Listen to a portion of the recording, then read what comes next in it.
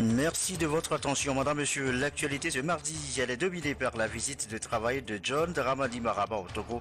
Le président du Ghana et président en exercice de la CEDEAO a eu des entretiens avec son homologue Faure Gnassingbé. Il a rencontré aussi les acteurs de la classe politique togolaise et la CEDI, la teneur des entretiens tout à l'heure dans cette édition. La présidentielle 2015, la HAC, les représentants des candidats des partis politiques ou regroupements politiques en course pour le scrutin se sont rencontrés ce mardi. Rencontre mieux séance d'explication et d'échange à quelques jours du tirage au sort de l'ordre de passage des candidats sur les médias officiels. Enfin, MUAP voit le jour. La mutuelle des agriculteurs, pêcheurs et éleveurs du Togo a été officiellement lancée. C'est à Mango et c'est par la directrice générale de DOSI, délégation à l'organisation du secteur informel. Voilà, madame, messieurs, le sommaire. Bienvenue. Voici le journal.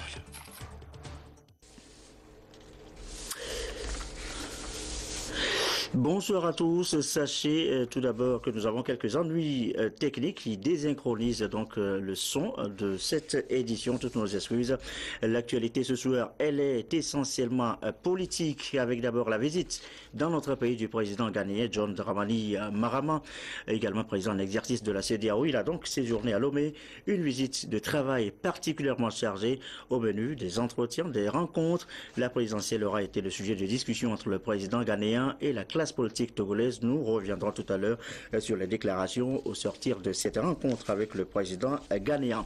Avant de quitter Lomé, avant de quitter Lomé, le signal que le président ghanéen est arrivé donc à Lomé ce matin, accueilli à l'aéroport général Gnassingbé Adema par son homologue togolais Faure Gnassingbé. Voici les images de l'arrivée du président ghanéen dans la capitale togolaise ce matin.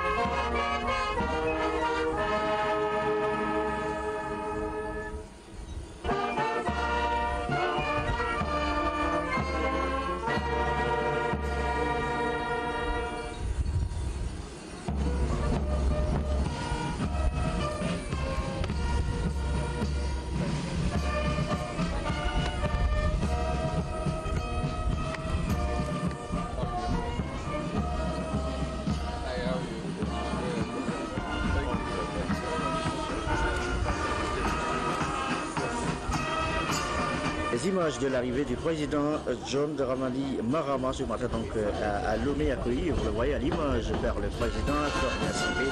Les deux hommes ont eu un premier entretien donc dans le salon d'honneur de l'aéroport avant que l'autre ne soit installé. Avant donc de se rendre à l'aéroport pour accueillir son homologue ghanéen, eh bien le président Faure Gnassingbé a conféré avec les représentants d'institutions de microfinance, 26 institutions, toutes partenaires du FNFI, le Fonds national de la finance inclusive. Leur engagement a été salué par le chef de l'État. Écoutons le chef de la délégation, Yombo Odanou. Il est aussi président de l'association professionnelle des institutions de microfinance du Togo, des propos recueillis par Ramdan Bassina. Nous venons d'être reçus par le chef de l'État dans le cadre des opérations du Fonds national de la finance inclusive. Comme vous le savez, c'est les PSF, les partenaires des services financiers qui sont au devant des opérations du fonds. C'est dans ce cadre qu'on a été reçu par le chef de l'État. Et je vous dis qu'il y a eu des discussions franches et sincères. Et le chef de l'État a profité pour nous remercier dans le cadre de ces engagements que les PSF ont pris. Et il a exprimé sa joie à l'atteinte des résultats que nous avons atteints et exprimer aussi des perspectives dans le cadre des nouveaux produits que nous avons eu la chance de participer au Palais des Congrès, c'est-à-dire Agricef et Agicef. La présidentielle du 15 avril prochain, on en parle encore avec cette fois-ci la rencontre à l'ARAC, la haute autorité de l'audiovisuel et de la communication, rencontre avec les représentants des candidats des partis ou regroupements politiques en course pour le scrutin. C'est une séance d'explication, d'échange, un prélude au tirage au sort de l'ordre de passage des candidats sur les médias officiels. Que retient-on précisément? Le compte rendu avec Hervé Diouf. Le tirage au sort pour le passage des candidats à l'élection présidentielle sur les médias officiels va se dérouler le 26 mars prochain. Pour la haute autorité de l'audiovisuel et de la communication HAC, il est impérieux que les partis ou regroupements de partis politiques en compétition s'imprègnent des procédures et modalités fixées par la HAC. En ce qui concerne les activités à diffuser sur les médias officiels, l'ECDA envoie au ministère de la Communication le programme des activités à couvrir. Ils ont droit à 6 reportages de 5 minutes chacun à la TVT et à Radio Lomé et une demi-page dans Togo Presse. Pendant la campagne, les candidats ont droit à 3 interventions de 10 minutes chez chaque média officiel et une page entière dans Togo Presse pour leur publication. Les candidats disposent de 48 heures pour informer la HAC avant l'enregistrement sur les genres qu'ils auront choisi entre déclaration, entretien ou portrait. Sont interdits dans le décor de l'enregistrement les lieux officiels, drapeau du Togo ou couleur du drapeau, des portraits des personnes décédées ou messages sonores de celles-ci. Sont à exclure aussi des propos diffamatoires et injurieux vis-à-vis des concurrents et éviter de s'en prendre à eux nommément. Il faudra également éviter de porter atteinte à l'ethnie, à la région, à la religion ou au genre des concurrents nommément. Il est aussi interdit par la HAC d'introduire des sujets étrangers à la campagne à des fins de publicité commerciale. Tout ceci pour éviter des dérapages susceptibles de nuire au processus électoral. L'objectif est de garantir un accès équitable au traitement de l'information sur les médias officiels.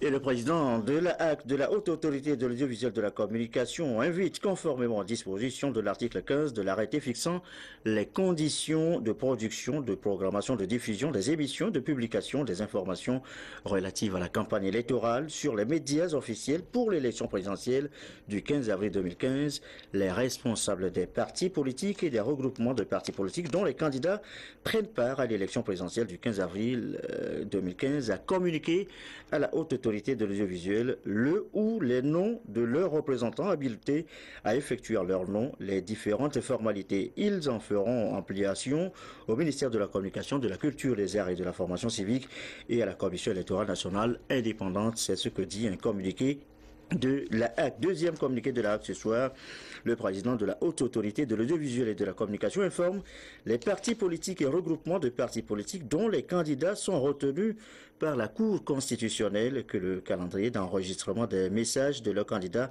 se présente comme suit. 1. Dans les studios de Radio Lomé pour les messages à diffuser à Radio Lomé. Enregistrement du premier message le dimanche 29 mars 2015. Enregistrement du deuxième message le vendredi 3 avril 2015. Enregistrement du troisième message le jeudi 9 avril 2015. 2. Dans les studios de Radio Lomé pour les messages à diffuser à Radio Cara. Enregistrement du premier message le vendredi 27 mars 2015. Enregistrement du deuxième message le samedi 4 avril 2015. Enregistrement du troisième message le jeudi 9 avril 2015. 3. Dans les studios de la télévision togolaise pour les messages à diffuser à la TVT. Enregistrement du premier message le vendredi 27 mars 2015. Enregistrement du deuxième message le mardi 31 mars 2015. Enregistrement du troisième message le vendredi 10 avril 2015. Au siège de la HAC pour les messages à publier dans Togo Presse, les tests avec éventuellement des illustrations des interventions des candidats à publier dans Togo Presse sont déposés sous pli fermé en l'intention du président de la Haute Autorité de l'Audiovisuel et de la Communication au siège de l'institution 48 heures avant la date de leur publication selon le calendrier qui suit. Dépôt du premier message le lundi 30 mars 2015. Dépôt du deuxième message le samedi 4 avril 2015. Dépôt du troisième message le mercredi 8 avril 2015. Tous les partis politiques ou regroupements de partis politiques sont invités à respecter scrupuleusement le calendrier ainsi déçu. Et sachez dans la foulée que la CENI, la Commission électorale nationale indépendante, a réceptionné de son côté ce matin un important lot de spécimens de bulletins de vote. Ils vont servir pendant la campagne électorale. Isidore Koubatine. Présidentielle du 15 avril prochain, le processus suit son cours et les démarches vers la tenue du scrutin au Togo se précisent davantage. Ici, la CENI réceptionne un lot de spécimens de bulletins de vote, lesquels devront servir aux candidats en lice pour la présidentielle lors de la campagne de montrer aux militants et sympathisants leur position sur le bulletin de vote. Sur ce spécimen, on y trouve la photo, l'emblème, le nom des candidats et surtout la place pour l'électeur de poser son empreinte. C'est déjà l'occasion de dire aux électeurs qu'il y a bien une partie réservée pour le vote, la position de l'empreinte, mais il est loisible à tout électeur d'apposer son empreinte sur partout où il le veut sur la surface du candidat de son choix, que ce soit à la partie réservée pour l'empreinte, sur le nom, sur le logo ou sur la photo. Même pas plusieurs empreintes à la fois, une seule suffit, mais au lieu qui lui convient le mieux. C'est pour éviter, limiter le nombre de bulletins nuls. Parce que si la partie retenue était seulement l'endroit où les gens doivent mettre et que lorsque c'est mis ailleurs, le bulletin n'est pas validé, ça poserait problème. Le scrutin du 15 avril prochain, tous les Togolais le souhaitent, apaisé, crédible et sans violence. Un véritable pari aussi pour la CENI qui met tout en œuvre pour le réussir. De son côté, la Commission nationale de lutte contre la prolifération, la circulation, le trafic illicite des armes légères et de petits calibres souhaite une présidentielle sans armes. Thème de sensibilisation ce matin à Thiévier. Christine Petit-Kialoudé. Dans tous les pays au monde et surtout en Afrique, les périodes électorales sont souvent marquées par des crises de confiance, des malentendus qui entraînent des actes de violence. Depuis 2007, le Togo a en matière d'organisation des élections marqué un saut qualitatif. Pour réussir encore la présidentielle de 2015, la Commission nationale de lutte contre la prolifération, la circulation et le trafic illicite des armes légères et de petits calibres apporte sa contribution.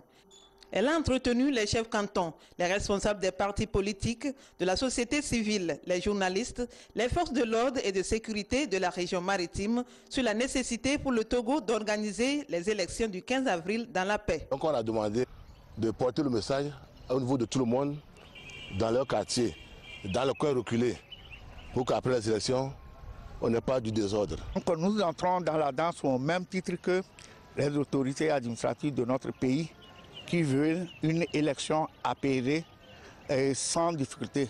Qu'on ne sort pas à l'issue des résultats avec des blessés, des déplacés.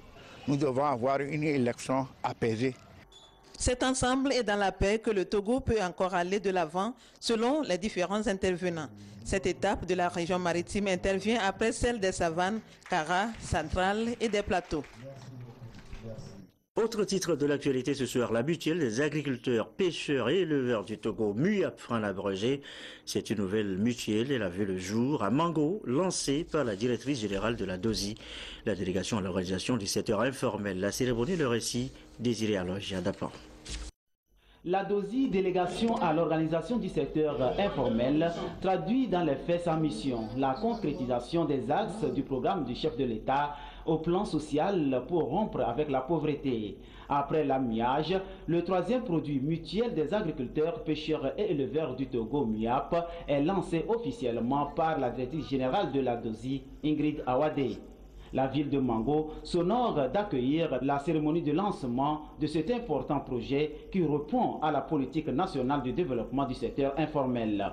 L'idée du MUAP est d'arriver progressivement à une mutualisation du secteur et au développement de l'agrobusiness, source de valeur ajoutée. La MUAP, c'est une organisation des pêcheurs des agriculteurs et des éleveurs et qui se sont approchés ou bien demandé à la DOCI de leur organiser pour qu'ils puissent mutualiser et tirer profit. C'est vraiment des sentiments de joie pour la pertinence même du programme. Et je vais demander à tous les acteurs donc, de ces secteurs de s'approprier la mutuelle. C'est la meilleure manière de lutter contre la pauvreté. Le ministère en charge de l'agriculture adhère au concept un plan d'action porteur de croissance. Il invite les populations cibles à faire confiance à la DOCI et aux produits MUAP.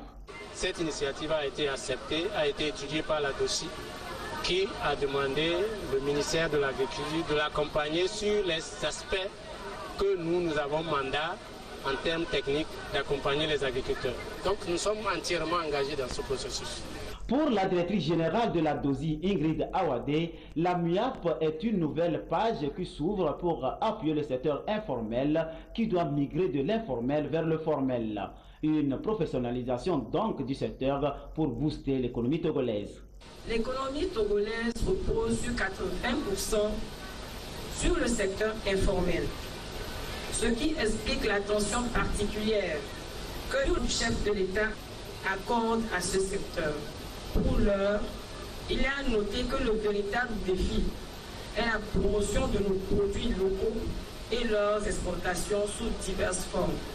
C'est dans cette même perspective que la DOCI, sous l'impulsion du chef de l'État, à travers la formalisation, donne une nouvelle image au monde agricole. La MUAP Togo propose aux acteurs du monde agricole un espace de discussion et de concertation qui nous permettra de mieux nous organiser par la recherche d'une assurance maladie et enfin de mieux organiser notre retraite. Agriculteurs, éleveurs et pêcheurs, cette mutuelle vous est destinée. C'est votre outil. Dans l'espoir qu'elle nous permette de donner un nouveau visage au monde rural tout en répondant à nos préoccupations, je vous souhaite bon vent et plein succès. Après la MUCTAM et la MUAGE, aujourd'hui c'est la MUAP et encore d'autres qui verront le jour. La DOCI joue déjà sa partition pour mener le Togo vers l'émergence, une vision du chef de l'État à l'horizon 2030. À chacun d'apporter sa contribution pour accompagner le projet. La DOCI, dans son déplacement, est appuyée par d'autres structures, notamment le FNFI, qui a exposé aux populations les avantages du fonds à travers l'APCEP, l'AGRICEP et l'AGICEP, qui contribuent aussi à la lutte contre la pauvreté à la base.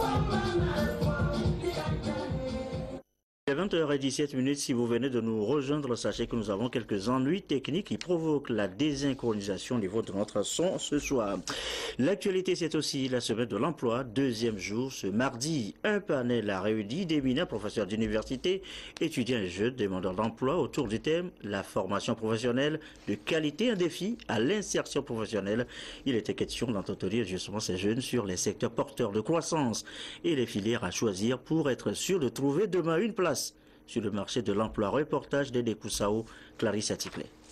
La problématique de l'emploi aujourd'hui est au cœur de ce panel animé par d'éminents professeurs d'université, employeurs et responsables d'écoles de formation professionnelle. Ils ont échangé avec les étudiants et les jeunes demandeurs d'emploi sur les métiers porteurs. Aujourd'hui, il y a une extension aussi bien de l'aéroport que du port qui deviennent un véritable hub. Donc il y a des métiers qui sont en relation avec ce secteur-là. Il y a également les métiers qui sont en relation avec l'agriculture. Notre pays étant essentiellement agricole, il faut que les étudiants puissent également s'orienter de manière à ce que lorsque le décollage ou lorsque les projets industriels d'agrobusiness seront mis en place, pour que ces étudiants puissent s'insérer dans la vie active. Avec le système LMD, les étudiants doivent pouvoir être rapidement opérationnels sur le terrain de l'emploi. Mais il faudrait qu'il y ait adéquation entre les filières de formation et les besoins des entreprises en matière d'emploi. Le LMD permet une formation continue. Toute votre vie, vous devez vous former pour pouvoir être en adéquation avec les besoins de l'emploi. Il ne faut plus maintenant dire que j'ai la maîtrise, c'est fini. Non. Le LMD veut que chaque fois, il y a un enrichissement de vos connaissances à travers le nouveau dispositif et en même temps permettre l'amélioration de vos statuts salariés en termes de rémunération et en termes de position hiérarchique. À cette deuxième journée de la semaine de l'emploi au Togo, il y aura également des échanges, notamment sur les thèmes la formation professionnelle de qualité, un défi à l'insertion professionnelle, le système LMD et les exigences du marché de l'emploi. L'opportunité est ainsi offerte pour éclairer les étudiants sur la carrière à entreprendre ou à opérer une reconversion si possible. Les femmes togolaises en quête de leadership, le leadership professionnel, celle de l'administration publique, sont en séance d'information depuis ce matin. La gestion de leur carrière, et bien c'est là la préoccupation du jour. Florence Kouepassé, Carmen Madji Akapou.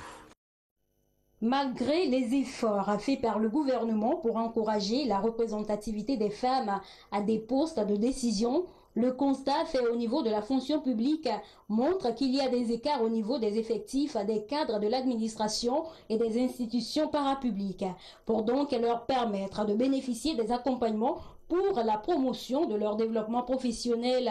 Des femmes des administrations publiques et parapubliques se forment sur les outils pouvant leur permettre de relever les défis liés à leur avancée professionnelle. Nous avons des objectifs spécifiques. Nous allons leur parler du déroulement de la carrière.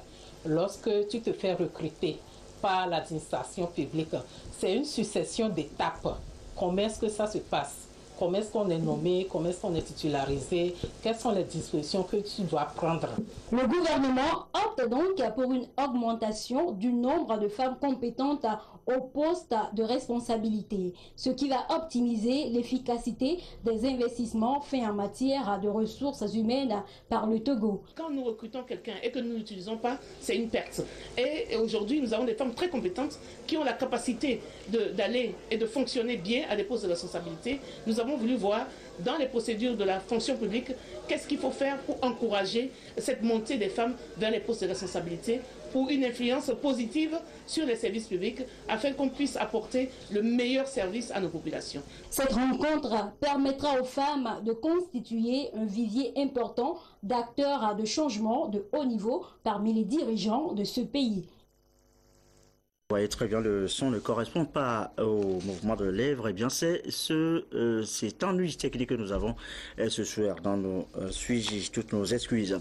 La Suisse, c'est cette séance de renforcement de capacité de Djiaba. Djiaba, eh bien, c'est ce groupe-là qui lutte également contre le blanchiment d'argent. Une séance s'est tenue donc à Lomé. Le reportage est de Carmen Madji Akapou. Le blanchiment de capitaux et le financement du terrorisme, des fléaux que combat la communauté économique des États de l'Afrique de l'Ouest, CEDEAO. Plusieurs actions ont donc été menées ces 15 dernières années par le groupe intergouvernemental d'action contre le blanchiment d'argent en Afrique de l'Ouest, Djiaba, pour aider les États à répondre efficacement aux défis posés par la criminalité économique et financière dans l'espace communautaire. Des juges, des procureurs et des enquêteurs des États membres de la CEDEAO se mettent à niveau pour contrer les stratagèmes des criminels. Il s'agit de les amener à mettre ensemble leurs expériences et à mutualiser les expertises de chacun, parce que vous savez, ces questions sont traitées différemment selon qu'on est dans un pays anglophone ou dans un pays francophone. Le blanchiment de capitaux et le financement du terrorisme ont des impacts qui sapent le fondement des économies des États. C'est pourquoi le ministre en charge de la sécurité s'est engagé à œuvrer pour que les initiatives prises au sein du Djiaba soient salutaires pour chaque État. Afin de permettre à notre région de retrouver la stabilité qui faisait la fierté de nous tous, il importe d'agir sur les diverses sources du financement qui nourrissent le terrorisme dans notre espace. C'est pourquoi une lutte efficace doit être menée contre la délinquance financière, notamment le blanchiment de capitaux. Mon département attend beaucoup de ce séminaire. Plusieurs lois existent aussi bien au plan international que national pour lutter contre ces pratiques. Pour le gouvernement togolais, une coopération active des États africains est indispensable. Le tout n'est pas de se doter de bonnes lois.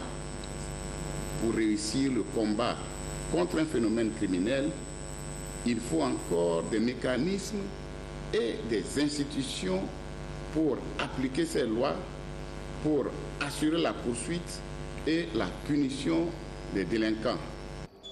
La rencontre de Lomé va donc permettre de mutualiser les efforts faits par chaque État membre de la CEDEAO afin de mieux faire face à ces fléaux. Les technologies de l'information au service de la croissance économique et du développement durable. Comment précisément? Eh bien, c'est ce que détaille un rapport sur l'économie rendu public ce mardi, le rapport 2015 de la Conférence des Nations Unies sur le commerce et le développement, séance ce matin à l'auditorium de l'Université de Lomé de Douaré, aussi avec Rachel Aokou. Connaît de plus en plus un essor rapide au niveau mondial et les pays en développement y jouent un rôle non négligeable. En 2013, par exemple, la valeur du commerce électronique d'entreprise à entreprise a dépassé 15 000 milliards de dollars et celle d'entreprise à consommateur est estimée à plus de 12 000 milliards de dollars dans le monde, selon la Conférence des Nations Unies sur le commerce et le développement CNUSED. Libérer le potentiel afin d'offrir plus de possibilités aux pays en développement, notamment l'Afrique, semble être bien entendu le souci du présent rapport des Nations Unies. C'est de développer le potentiel du commerce électronique dans les pays en développement et pour pouvoir les aider à s'intégrer dans les chaînes de valeur mondiale. Le rapport expose également les difficultés du commerce électronique dans le monde et s'ouvre sur des perspectives assez prometteuses. Vous pouvez avoir accès à certains marchés que vous ne pouvez pas atteindre si vous êtes localisé géographiquement. On peut également par là créer des emplois. Vous voyez? Mais en même temps, les risques sont énormes. Vous payez en ligne, mais il se peut que la marchandise ne vienne pas. C'est ce qu'on appelle la cybercriminalité. Aussi, l'étude a-t-elle dressé un inventaire des législations nationales en vigueur dans 4 domaines essentiels de la cyberlégislation, en l'occurrence les transactions électroniques, la protection des consommateurs, la protection des données et de la vie privée, ainsi que la cybercriminalité. Annoncé tout à l'heure en début de journal, l'actualité elle est essentiellement politique aujourd'hui avec d'abord la visite dans notre pays du président ghanéen John Dramani Mahama, également présent en exercice de la CEDEAO. Il a donc séjourné à Lomé, une visite de travail particulièrement chargée. Au menu des entretiens, des rencontres, la présidentielle aura été le sujet de discussion entre le président ghanéen et la classe politique togolaise, une rencontre élargie aux membres de la CEDI, la Commission électorale nationale indépendante. Et voici les déclarations au sortir de cette rencontre avec le président ghanéen. D'abord, celle de CAP 2015. Nous avons parlé des réformes, bien sûr, de la transparence des élections et également de l'assainissement du climat politique. S'agissant des réformes, vous savez que la CEDEAO était impliquée dans l'organisation des élections législatives. Les présidents Goodluck Jonathan et Alassane Ouattara sont venus ici nous encourager pour qu'on aille aux élections, malgré les conditions de l'époque, malgré l'absence des réformes. Et nous avons rappelé au président Mahama que malgré ces encouragements de hautes autorités de la CEDEAO, les réformes n'ont pas eu lieu. Et qu'aujourd'hui, nous avons fait preuve de bonne volonté pour accepter de prendre part à ces élections dans ces conditions. Et que, alors, il faut que la transparence des élections soit au rendez-vous. Que nous n'accepterons pas des élections qui ne soient pas transparentes. La transparence, ça passe par beaucoup de choses, y compris la question du fichier électoral, qui est un fichier dont nous avons démontré qu'il ne peut pas être utilisé pour des élections équitables. Et donc, nous avons montré au chef de l'État ghanéen ce que nous avons découvert en examinant le fichier, et je crois qu'il était édifié. Le président Mahama nous a dit qu'il a pris bonne note de nos préoccupations et qu'il discutera aussi bien avec la CENI qu'avec les autorités togolaises pour régler nos préoccupations. Vous attendez? lorsque l'OIF, aujourd'hui la francophonie, travaille sur le fichier dans l'état où il est aujourd'hui, il est nécessaire que, pour éviter l'improvisation, la précipitation, le désordre, qu'on trouve une autre date à cette élection. C'est-à-dire qu'on ne peut pas ouvrir la campagne électorale alors que le fichier, le nombre d'électeurs, tout ça ne sont pas connus. Les bureaux de vote où les électeurs vont effectuer leur vote ne sont pas connus des électeurs. Ce n'est pas normal de convoquer ou d'ouvrir la campagne dans ces conditions-là. Je suis serein pour la suite parce que je fais confiance au bon sens des Togolais. Et également, vous savez, nous sommes dans un groupe où nous sommes unis et solidaires, où nous travaillons ensemble et je suis serein. Et voilà donc à l'instant la déclaration de CAP 2015 sortie de la rencontre avec le président ghanéen. Voici à présent celle des partis ADI, MCD et NET. Nous suivons tout de suite cette déclaration. Quoi, il est venu s'enquérir de l'évolution du processus électoral, nous rappeler l'attachement de la CEDEAO. Il est venu, nous a parlé en tant que président de la CEDEAO, nous parler de l'engagement de la CEDEAO pour que les élections se déroulent très bien dans l'espace CEDEAO et que la bonne gouvernance, le processus démocratique soit bien appliqué dans le processus électoral. Et puis c'est enquis de nos inquiétudes, de nos préoccupations pour que ces conditions soient remplies dans la présente élection présidentielle. Nous avons rappelé, nous avons quand même regretté qu'il n'ait pas pu intervenir à temps pour que les réformes aient lieu avant les élections. Ensuite, nous avons parlé du processus de transparence électorale, notamment la liste électorale, le problème de traçabilité des bulletins, le problème de la sécurité, parce que dans certains coins, les militants sont menacés, etc. Donc nous avons insisté beaucoup sur le processus de la transparence des élections. Nous avons fait le tour du processus électoral et nous avons pu notifier au président de la CEDEAO toutes les craintes que nous avons pour ce scrutin par rapport à l'impréparation. Quelles sont ces craintes-là? Les craintes, c'est au jour d'aujourd'hui, nous avons des suspicions par rapport au fichier électoral et même le timing qui a été dégagé pour cette élection-là, le chronogramme ne semble pas respecter tout le consensus qui pouvait requérir.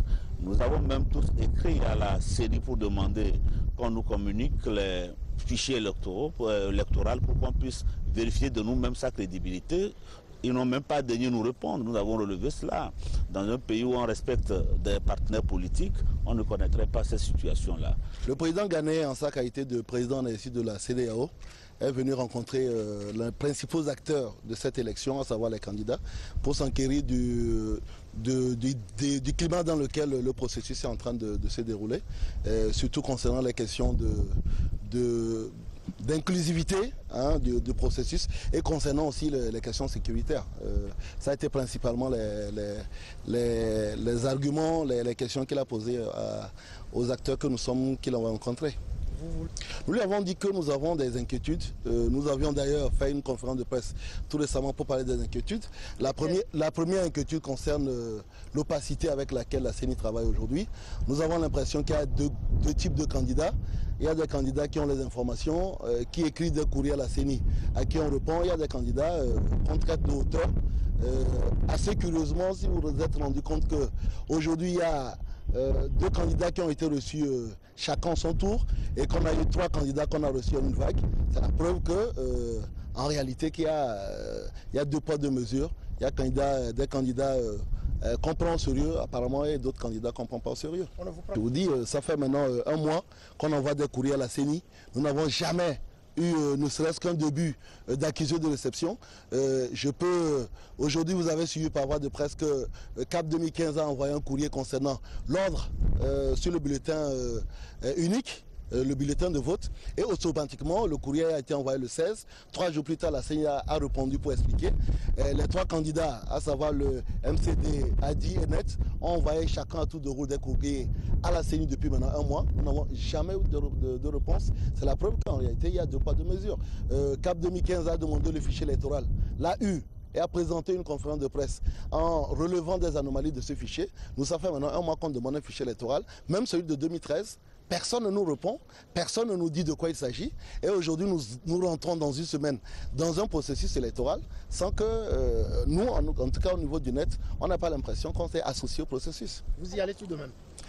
Nous tirons la sonnette d'alarme et nous avons profité d'ailleurs de cette rencontre pour expliquer qu'aujourd'hui il y a des anomalies. Vous savez, il y a une disposition du code électoral qui permet à un candidat de jeter l'éponge à la veille du scrutin. Donc aujourd'hui nous tirons la sonnette d'alarme, nous disons qu'il est très important que la CENI et tous les acteurs impliqués dans le processus électoral se ressaisissent, considèrent tous les candidats au même titre d'égalité pour faire en sorte que sur les différents griefs qui sont soulevés par l'ensemble des candidats, le processus inclusif, le fichier électoral. Aujourd'hui, quand vous prenez le chronogramme de la CENI, le fichier définitif ne sera disponible que le 28. Ça veut dire que 3 jours avant le début de la campagne, on aura un fichier électoral. Et ce fichier électoral, normalement, les candidats l'ont pour savoir exactement où préparer les délégués, où préparer, où sont les centres de vote, comment même organiser la campagne, parce que c'est en fonction de l'évolution du collège électoral que nous savons exactement comment organiser notre campagne. Donc autant de questions qui sont très pertinentes et que la CENI ne donne pas l'impression de nous prendre au sérieux. Mais nous avons confiance en la CENI, nous espérons que tous les cris d'alarme que nous portons depuis quelques jours et avec l'intervention d'ailleurs du président en exercice de la CEDEAO, que les choses vont être corrigées et que ensemble, si nous verrons si jusqu'au 30 mars arrivé, si toutes les pendules sont à l'heure, si tous les éléments sont en ordre pour qu'on participe à l'élection, parce que si nous avons accepté de déposer nos candidatures, c'est que nous avions réellement envie de participer à cette élection.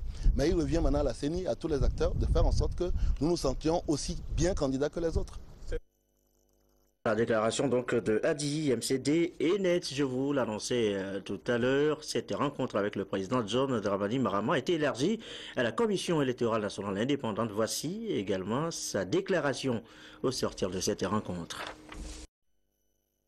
Nous avons été conviés à cette rencontre pour parler de la préparation des élections. Donc c'était ça le sujet principal. Le président du Ghana, président en exercice de la CEDEAO, nous a posé un certain nombre de questions par rapport aux informations qu'il a reçues concernant cette préparation, notamment sur le bulletin de vote, la liste électorale et la date du scrutin essentiellement. Sur ces différents points, nous lui avons donné les points de vue de la CENI et les explications techniques qui étaient utiles. Il nous a écoutés avec beaucoup d'attention, ce que nous avons salué, et il nous a donné certaines orientations que nous avons promis de prendre en compte dans la poursuite de nos activités. Il s'agit par exemple de la façon de se comporter par rapport à la liste électorale, les éclaircissements ou l'appurement qui doit se faire. Et donc de toutes les façons, c'est purement technique et très propre à la CENI. Je crois que cela nous permettra d'organiser dans quelques semaines un scrutin qui vous donnera à tous satisfaction. Je crois que c'est ce qu'on va retenir comme essentiel. Et voilà, je vous signale que le président ghanéen, président en exercice de la CEDEAO, John Dramani Mahama, au terme de sa visite au Togo ce mardi, a fait une déclaration à la presse avant de s'envoler pour Accra. Il a promis en sorte que le scrutin présidentiel soit paisible au Togo et a proposé, après avoir écouté les différents acteurs et candidats engagés dans le processus, que la présidentielle du 15 avril prochain soit repoussée de 10 jours afin de permettre de régler les points qui font l'objet de différents. Nous écoutons le président ghanéen. Okay, thank you very much. Let me begin by expressing my appreciation to Mr. President for the warm welcome we have received. J'exprime toute ma gratitude au président de la République du Togo pour l'accueil chaleureux qui nous a été accordé ici lors de notre séjour. J'effectue une visite ici au Togo avec une équipe de la CEDEAO pour suivre la préparation dans le cadre des élections qui auront lieu très bientôt. Comme vous savez très bien, 5 pays sur 15 de la CEDEAO sont dans un processus d'élection cette année. Et les élections et la bonne gouvernance constituent un point très important du protocole de la CEDEAO. Donc, il nous faut prendre des mesures afin de pouvoir éviter toutes sortes de violences et autres difficultés. Nous étions au Nigeria hier, dans le cadre des mêmes préparatifs aux élections qui auront lieu le 28 mars prochain. Aujourd'hui, nous sommes ici, où nous avons eu des discussions avec le président de la République au sujet de la préparation des élections. Nous avons également rencontré les principaux acteurs, les partis politiques et la commission électorale. Nous avons discuté de plusieurs questions, notamment de la liste électorale. Tout le monde souhaite bien qu'on puisse avoir une liste électorale fiable pour l'organisation des élections. La CENI travaille actuellement pour nettoyer la liste afin que nous puissions avoir des élections crédibles.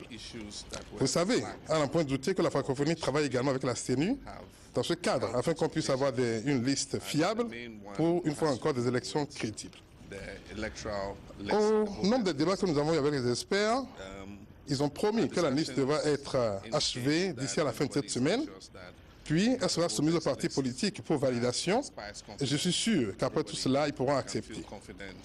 Considérant le travail qui est fait sur la liste électorale, il n'est pas évident que le 15 les élections puissent avoir lieu comme prévu.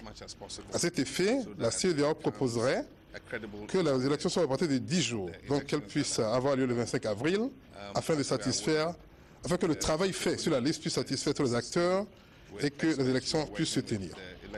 Nous avons également discuté des questions de sécurité et de protection avec le président de la République. Et nous avons également obtenu l'engagement des acteurs politiques et des partis politiques pour éviter toute forme de violence avant, pendant et après les élections.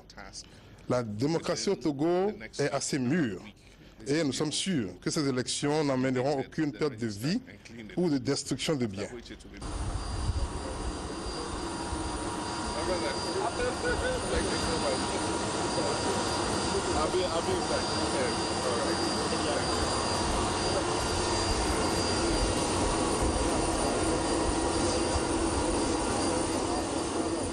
Du président ghanéen John Dramani Mahama avant donc de s'envoler ce soir pour Accra. Vous venez donc de voir les images qui mettent fin à cette édition quelque peu longue. On va se quitter tout de même sur les images donc de cette visite encore ce mardi au Togo du président ghanéen, président de l'exercice de la CEDEAO, au menu entretien avec son homologue Fornin Singbe, rencontre avec les acteurs politiques et la CENI.